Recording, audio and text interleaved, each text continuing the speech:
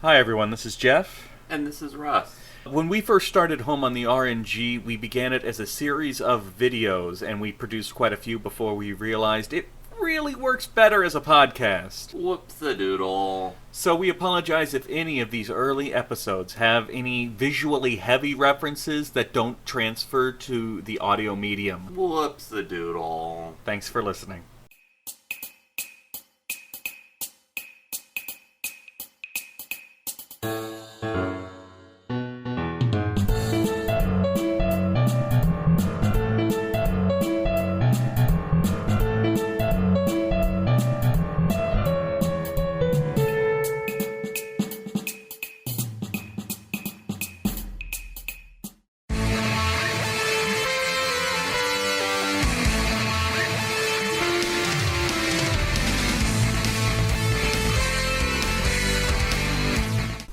We're back!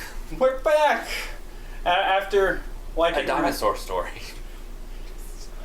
Wasn't that it? A dinosaur story? Or was it a dinosaur's tale? No, it was We're Back, a dinosaur story. A dinosaur story, I think. okay. I was going to go into the whole thing about wiping your tears away after I destroyed one of your favorite games I am wiping my tears. It's been a month, Russ. They have stained my scarred Russ, t-shirt. it's been a month. Yeah. Not a lot's happened in the last month. It's not like we filmed the previous review 5 minutes ago, okay? No, we didn't. Today, we are here to talk about a very special game, Final Fantasy Mystic Quest. It is the second time... Otherwise known as the game that Japanese people made because Americans are stupid. They liked doing that back in the day. As I was about to say, it is the second time that I know of that we are reviewing a Western-made JRPG game. Made by Americans. Because we're stupid. Because we can't handle the complexities of a Final Fantasy IV or a Final Fantasy VI. The other one was Secret of Evermore. Yeah. Yeah. Secret of Evermore was good, though. Secret of Evermore was good. This game was specifically designed to teach Western players the mechanics of JRPG. Because we're stupid. So it is in many ways intended to be Fisher Price's My First JRPG. So this is the Duplo of Final Fantasy. Yeah, you have to learn how to play with the Duplo before you can get into the Legos. The Lego, exactly. So it was designed with an express purpose to teach people the mechanics of JRPGs. With that in mind, let's start with the personal history. I am already in hell.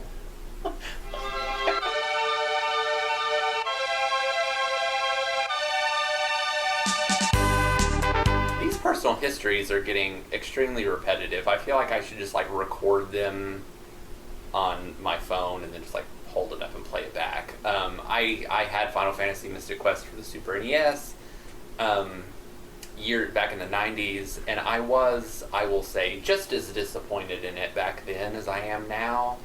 By the time I played it, I had already played Final Fantasy 4/2. I had already played Secret of Mana. So I did not need the Duplo of Final Fantasies. I did not need an introduction into the very concept of a JRPG or RPG in general, teaching me how to play an RPG. Yes. So going into this review, I knew what to expect, and I was just as disappointed as I thought I was going to be. I rented Final Fantasy Mystic Quest a couple of times. I played it at friends' places, so I've played it in little bits and pieces, but never any significant progress. This was my first time to spend some honest-to-God real time with the game. And I remember as a kid, it did seem simple. It did seem streamlined. But there was a certain charm to it that kind of stuck with me that I remembered, and we'll get into that.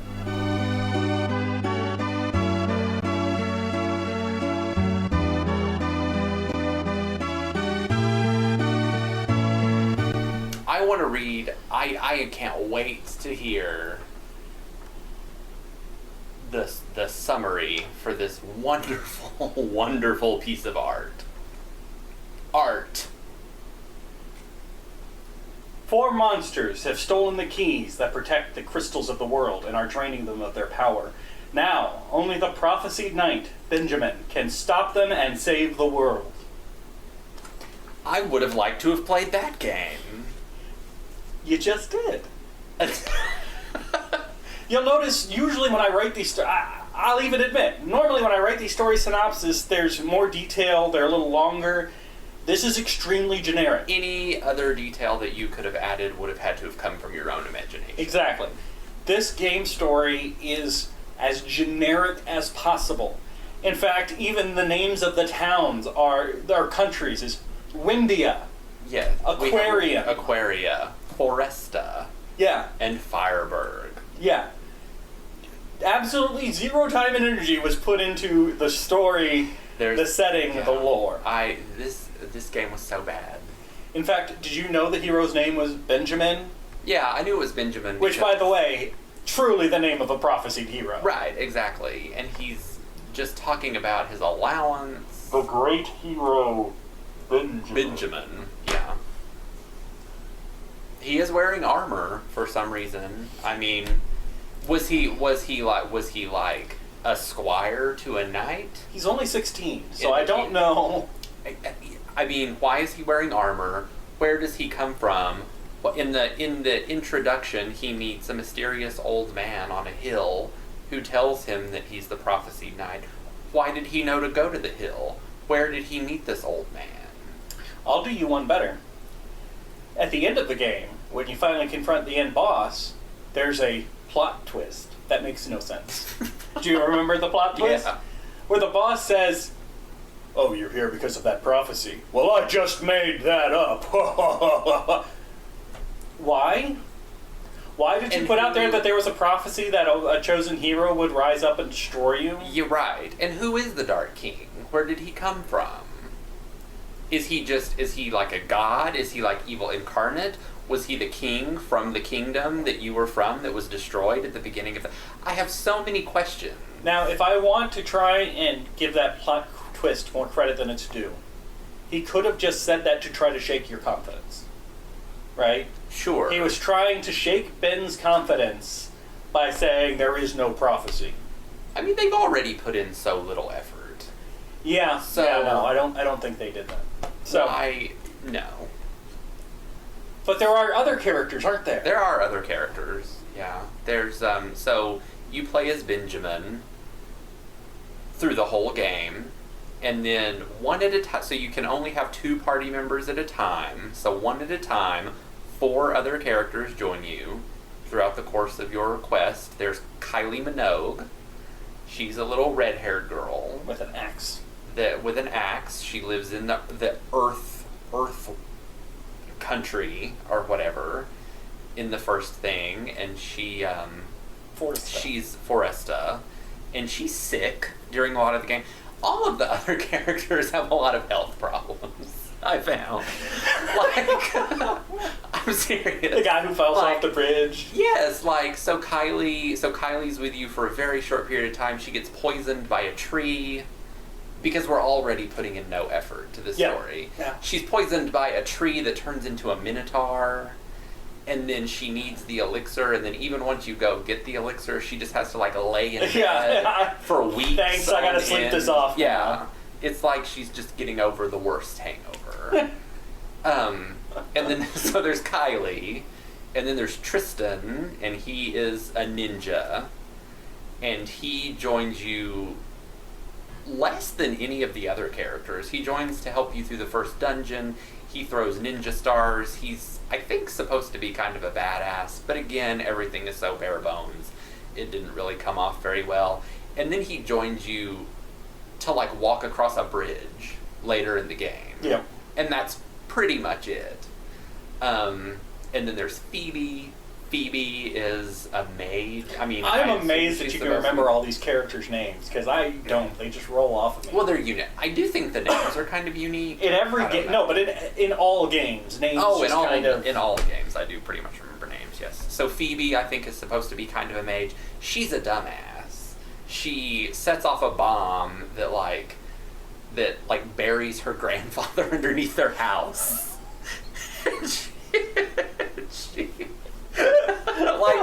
like literally, Phoebe causes like 3 destructive, almost fatal accidents throughout the course of this game. So that's the character on Friends was based on her. It was, and she's blonde too. And anyway, and she and then there's Ruben. And the knight. He's a knight. He's also a rock star. I don't know if you noticed at the end of the game that he's like on stage with the band in the fire world. Oh, that's right. Yeah. So I think he's supposed to be like a rock god or something like that. And I always liked him. I liked his little outfit, his like little red spiky armor or whatever, and he uses a morning star.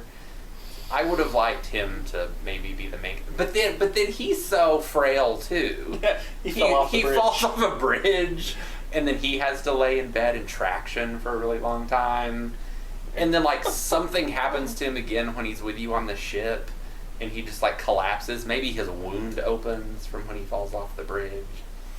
Anyway, I don't know. It's because this game was so bad with the story and so bare bones with the story, I kind of you invested a lot. Well, of your I own kind of loved that it. because I inserted so much of like my own backstory about poor Benjamin and these 4 idiots that he had to like. He's already only 16 years old. He doesn't want to be this prophesized knight, and then his companions are just like the 4 stooges of this world. It's okay. And then I love how they just introduce. Like in the last world when you have to go to the tower that's been taken over by the giant bird. They keep making a big deal over saving Norma. You have to save Norma, and everybody talks about how you have to save Norma. She's like the scientist's daughter. Mm. And then literally none of that comes to fruition. Once you finally save Norma, she's just like a 5-year-old girl that got locked in a tower by a giant bird. And I think she's in love with you or something. She wants to like be your bride when she gets older, but nothing comes of that. You've invested a lot into these characters. Nothing comes of Phoebe's grandfather. Yeah. He's buried under the house. And you literally have to like go all the way around the world so that you can dig a hole and let him out through the underside of the cliff. It is so weird. And I thought back in the day when I played it, like maybe he's gonna join me, and he's gonna be like the ultimate end-all be-all badass character, old man that kicks butt, and he's gonna guide me through this final dungeon. Nope, that's a Japanese thing, and this is a Western thing. And then it's just Phoebe again, who was the one that trapped him under the house to begin with. I don't have confidence in her ability to help me save the world. You were getting on me in the last review about how passionate I was. This is great. I have no other notes for this section at all. We have completely reversed roles. No, I'm not defending any of it. You're right. I mean, the story is flat. The characters are flat. It's correct. It is. And anyway, I had fun playing it because of because you built your own. I had fun with the story because you can project anything that you want on this cast of absolute losers. Okay. Yeah. Let's go ahead and move on to the combat system. We didn't even talk about the nonsense story. Okay, I'm sorry. Let's do the nonsense. I'm just saying. There isn't a story, though. It's gather the 4 crystals. It is gather the 4 crystals because the world is deteriorating. So you gather the 4 crystals from these monsters that have stolen them. And that unlocks the path to the final boss. Right, and in the deterioration of the world, like in the first world, it makes sense because the forest is dying. So that makes sense. In the second world, it's just winter.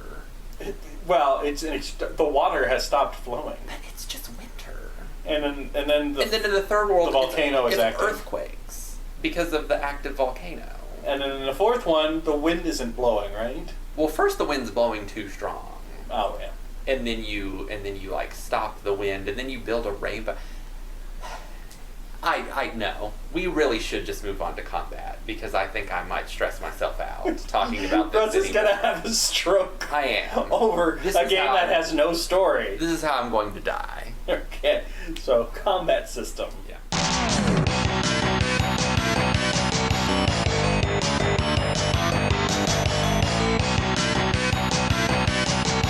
So now we're moving on to the combat system. Yes.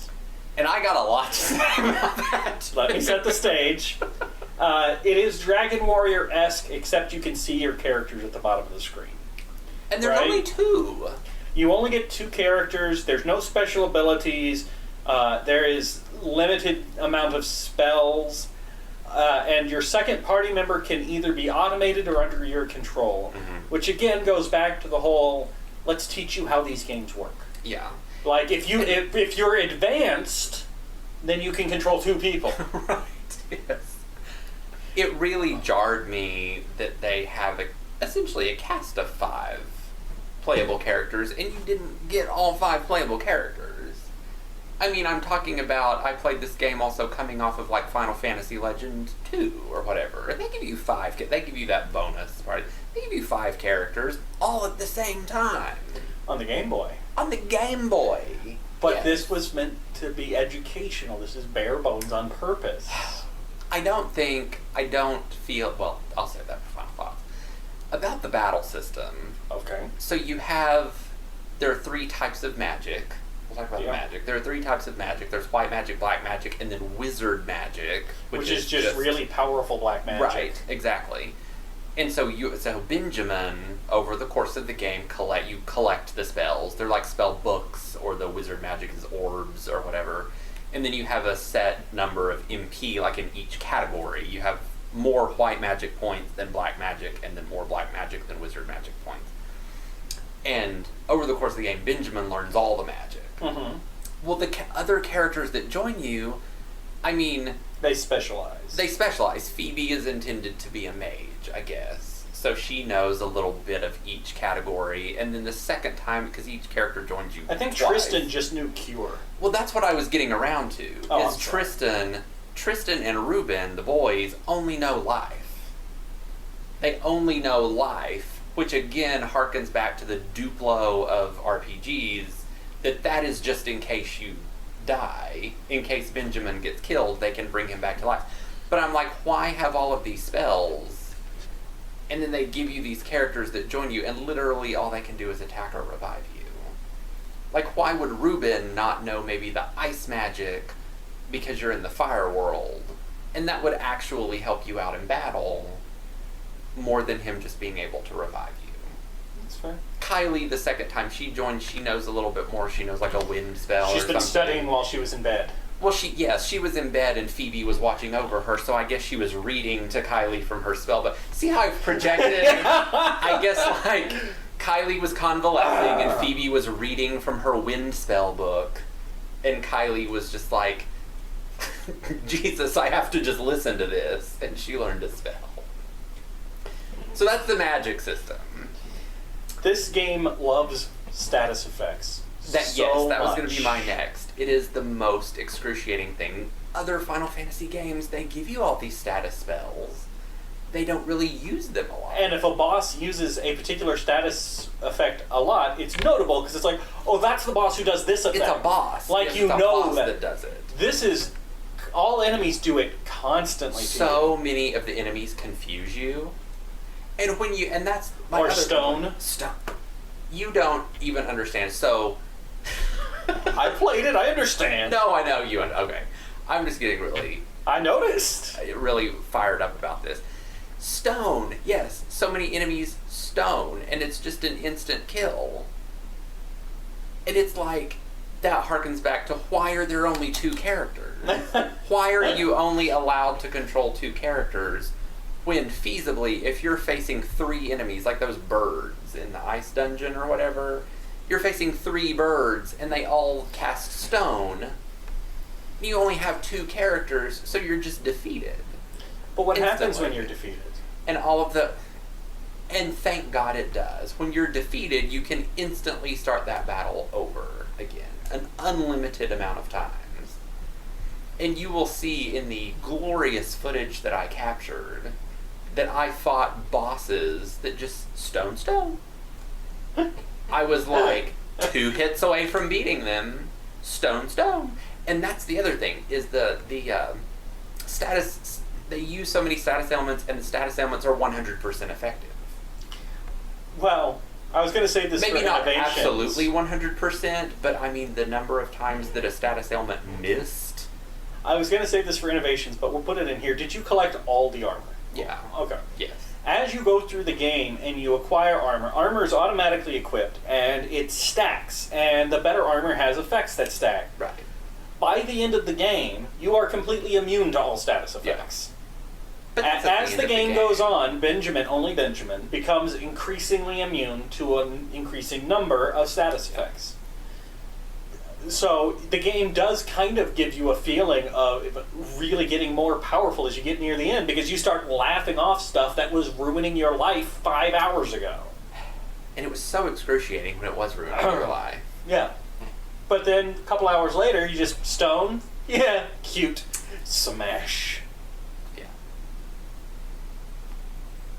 You know what else I hated? What else did you hate, Ross? The enemies that reflected magic.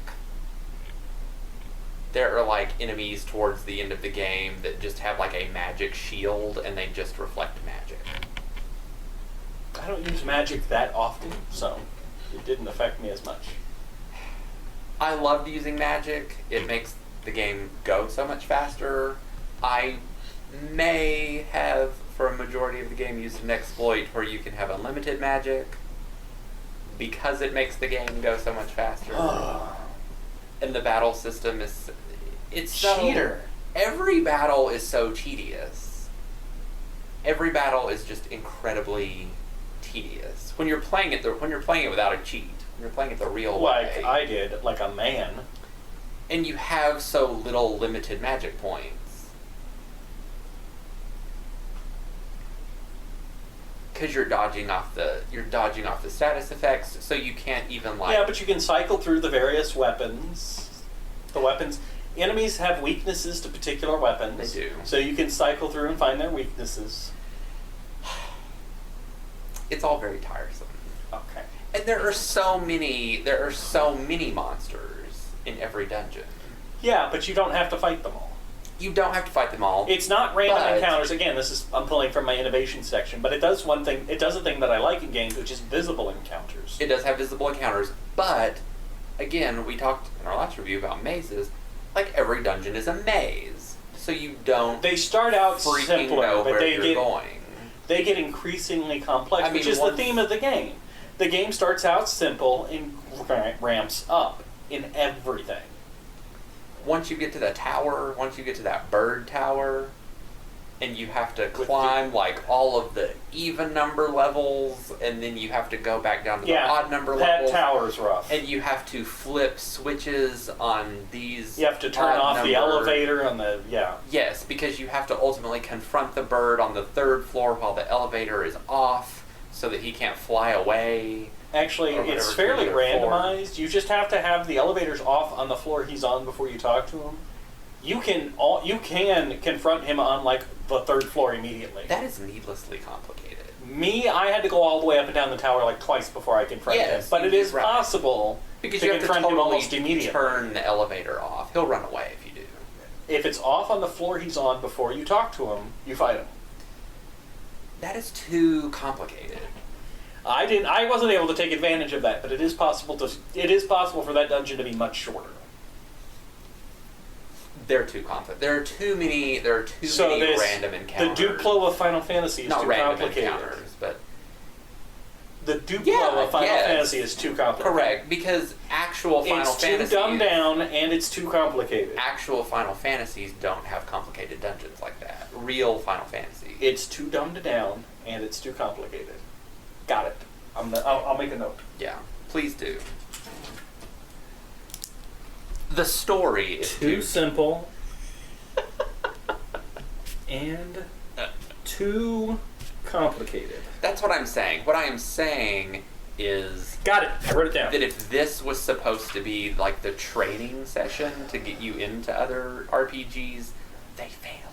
No, I got it. It's too simple and it's too complicated. I wrote it down. We're good. All right.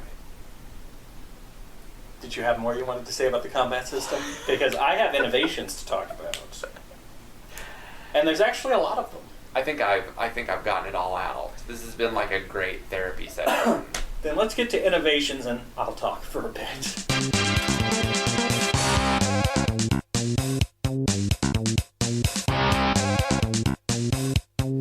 So, probably one of the biggest innovations, you can jump in this game, which is weird. Mm-hmm. And it actually adds a layer of complexity to dungeons, because you have to like move objects around for you to be able to leap into the right places. You can also use your various weapons on the map as you're walking around, and like the claw lets you climb things, and bombs open up caves, and you can chop down trees and hit switches. Mm-hmm. So it's a lot more than just walking around. I will give it credit for that. I liked the jumping and I liked the using weapons. I actually wish they would have used it more. I feel like by the final dungeon, I liked the final dungeon. I really did. I felt like it was not too long.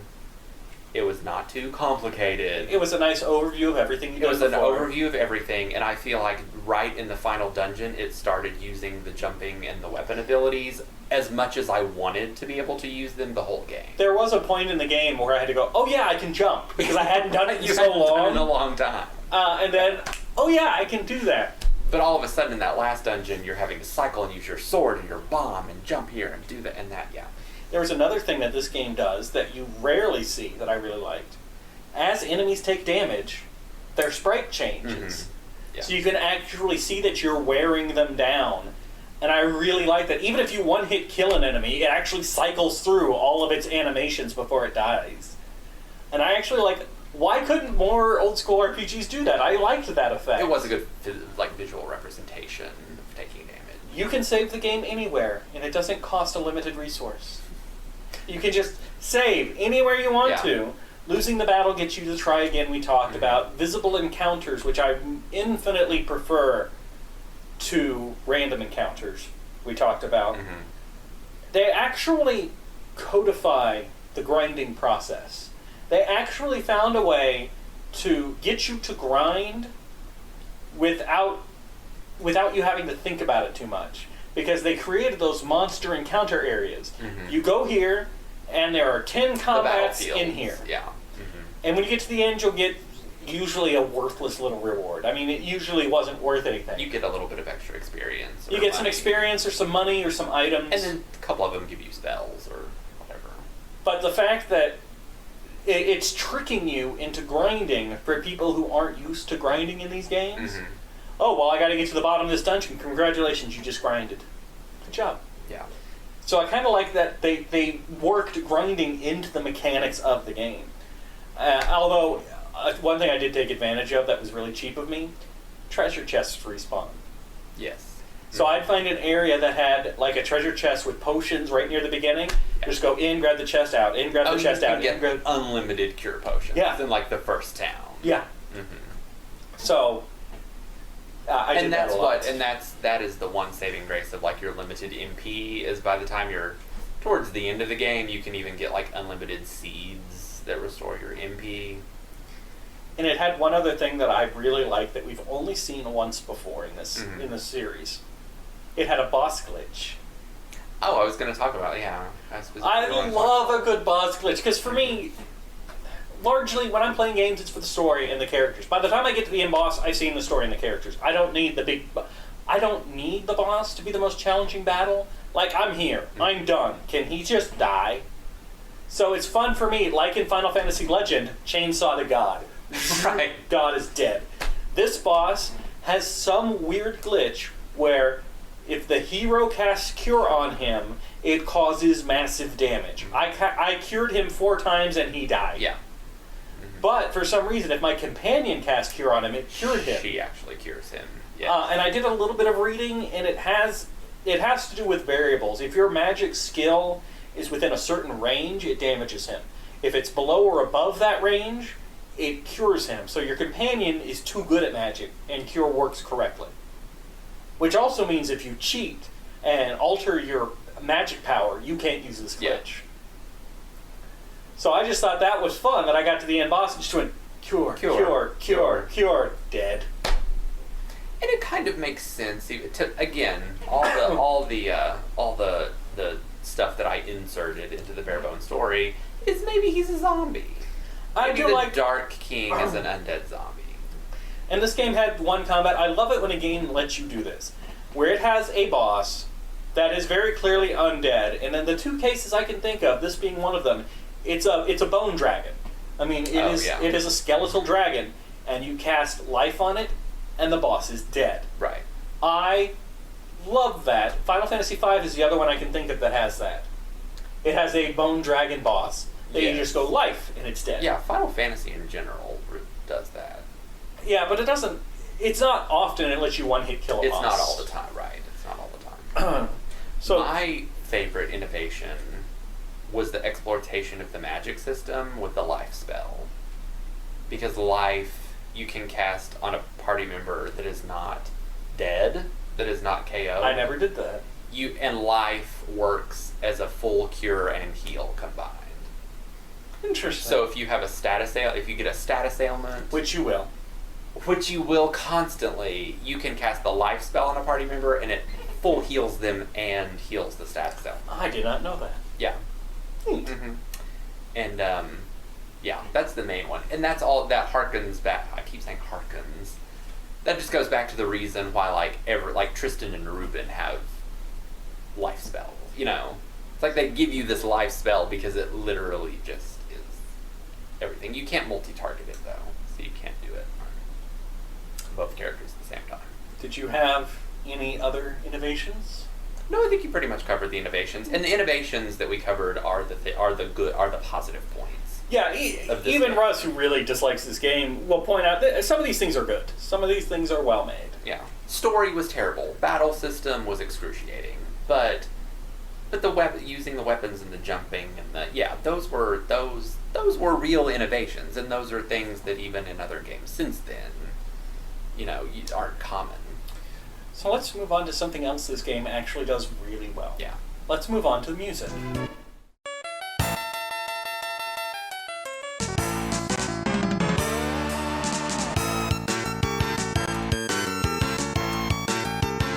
We have music.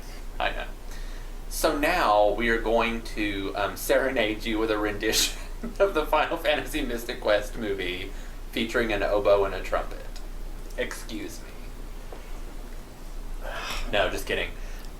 You would not want me to play the trumpet. Even when I actually played the trumpet, I was not good at it. And unless you're an expert oboe player, nobody wants to hear that.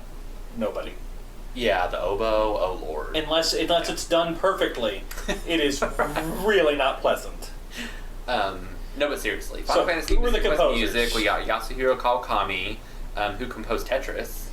Okay, The music for Tetris. Yeah, that's notable music. Yeah, That's Kawakami-san. music that will live with you forever. And we have Ryuji Sasei, who worked in anime, notably on Adventures of the Little Koala. So I did the research for this.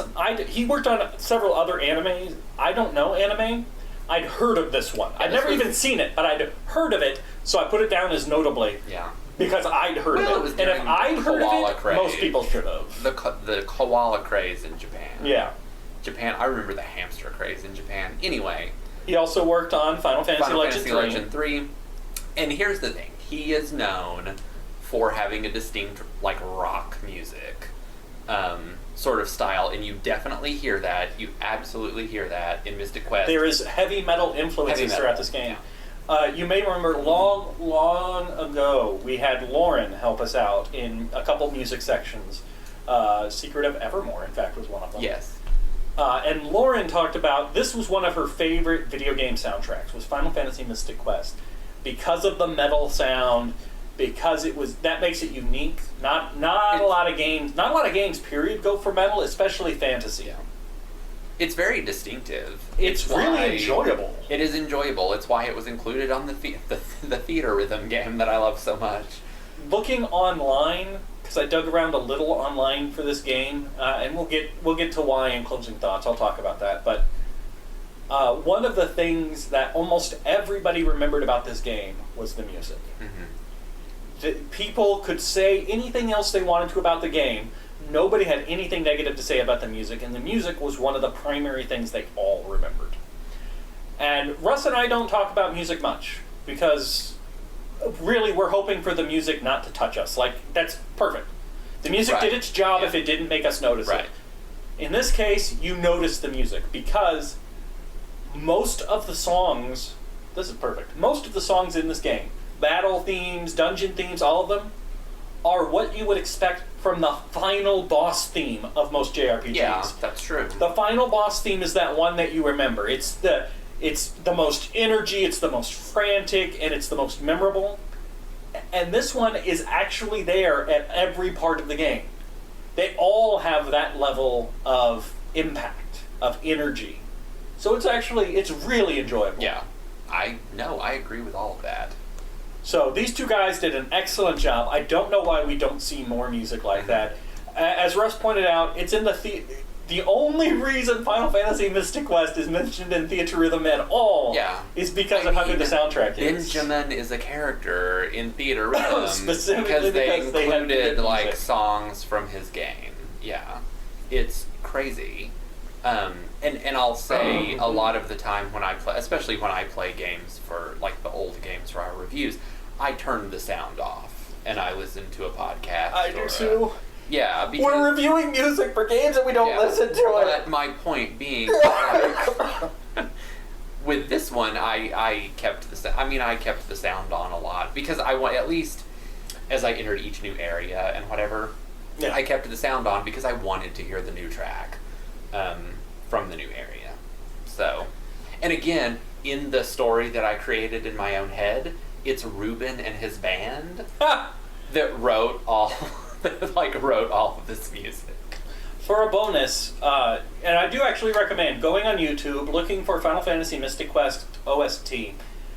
You will find one on there that's the entire game in one track, and at the very beginning are two remastered compilations of various themes done by a heavy metal band. It's actually really good. So I do recommend listening to the music from this. Yeah. So even I would give the music an A+. Absolutely. Yes. The music. And what's funny too is I feel like we said all these same things about Secret of Evermore. Secret of Evermore had that very ambient soundtrack. There was music in Secret of Evermore? I think Secret of Evermore, what I'm saying is these American produced Square games or whatever, I think they put a lot of effort into the music. I don't know if that was consciously Secret of Evermore was a good game though, but if this was to I don't know what word I'm trying to say, to compensate for a crappy actual playing experience, they're we're gonna do great music. All right, let's go ahead and let Russ get this all out of his system with final thoughts.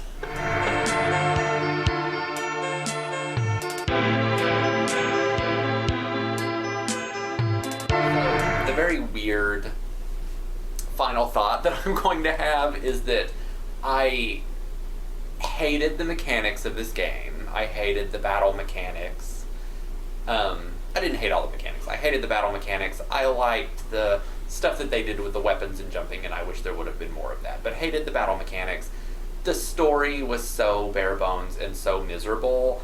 I actually really enjoyed it because I was able to insert a lot of my own weird humor into it, and that's sort of what kept me motivated to keep going and be excited every time there was a rare, and they are rare when you get actual narrative cutscenes.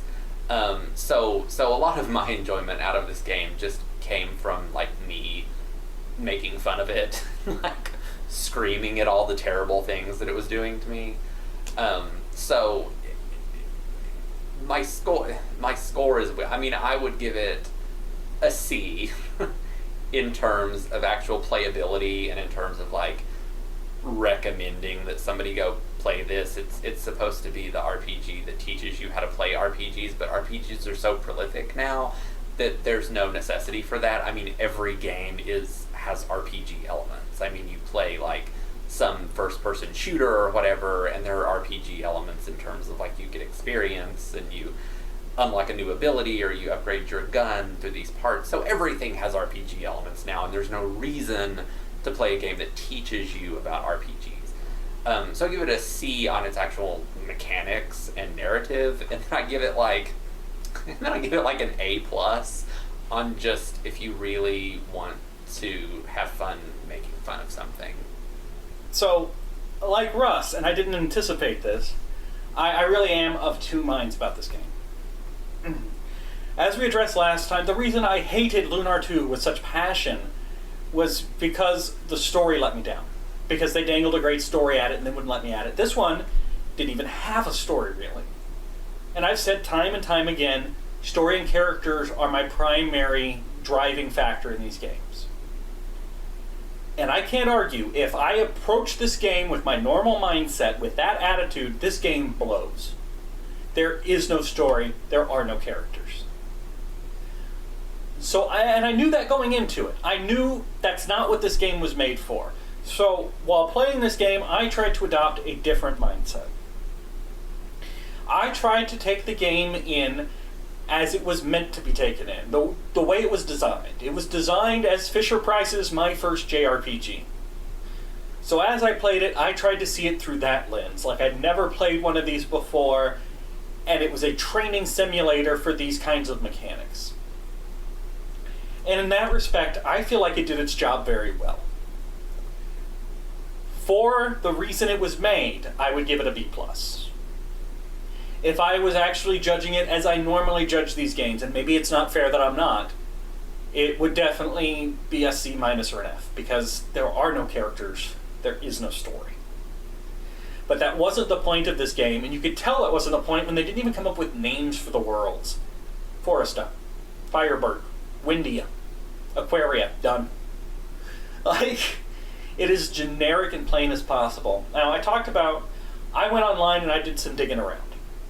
And I actually found a lot of people with fond memories of this game. I found a lot of people who this did introduce them to JRPGs. This was the first one they played, and after that they devoured the genre with a voracious appetite. And that's exactly what this game was meant to do. If you are a JRPG veteran like Russ, you probably will not find much in this game for you. At this point, the best this game could hope for from you is scoring nostalgia points, if that's the case. But when it came out, for its purpose, it did its job exceedingly well, I thought. It increases in complexity as you go along. Because of you getting the new armor, which makes you immune to more and more as you go on, you feel like you're making progress, you're becoming powerful. You can turn on and off your companion, like, oh, that's too much, I don't know how to do that. It accomplishes its goal well. Was its goal worth it? Russ would say no. Especially nowadays, Russ would say no. Because anybody who's playing games nowadays can wrap their head around this. I can't say whether or not it was necessary for this game to come out when it did, whether or not it was needed, like they clearly thought it was. But it accomplishes its stated goal well. I will give it a B+ for that. Brought to you by A&W Diet Root Beer.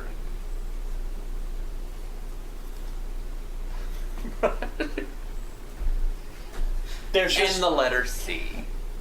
There's just no way I could have played that game from the same approach that I play most of these games. It would have driven me insane with there being no story and no characters. I couldn't have done like you did and inserted myself into it. Yeah. So kudos for you for that. And I had a mental break and chose to play it as a different person. I became a guy named Steve. Steve had never played a JRPG before, and Steve was ready to find out what they were all about. Okay, and I just came up with my own fascinating story. As you always do. Yeah. So if you want to play Final Fantasy Mystic Quest, get you a Super Nintendo. Super Nintendo. It was on Wii Virtual Console, which I don't think exists anymore. So, there you go. So, I guess if you already downloaded it onto your Wii, yeah, you can play it there. Now, Russ, you picked the next game. I did pick the next game. And the next game is definitely a departure of style for us. It is. It is the first game we've played on this particular system. Uh-huh. And it's current. It is a current game. It's a modern game. From the time that we will record the review, it came out like a month? Maybe? Yeah, 2. A month or 2 old. I mean, yes, it is an infant. It is a tiny infant of a game. And what game are we talking about? We are playing Octopath Traveler. For what system? For the Nintendo Switch. Yeah, so, I mean, current game. Because nothing on Home in the RNG said it had to be old school games. And this is... We just have to start from the beginning of franchises, which is my rule. Octopath Traveler is the beginning of a franchise. Yeah. Oh, I haven't even thought about it becoming a franchise. Well, that's another thing we can talk about next time. Gotcha. See you guys next time. Bye. Home on the RNG is a presentation of Mad Centaur Productions. You can find Jeff on youtube.com/Centaur Productions or on Twitter @JeffCentaur. You can find Russ on Twitter @RussMac25. Thank you for listening, and remember, it's dangerous to go alone. Take this podcast with you.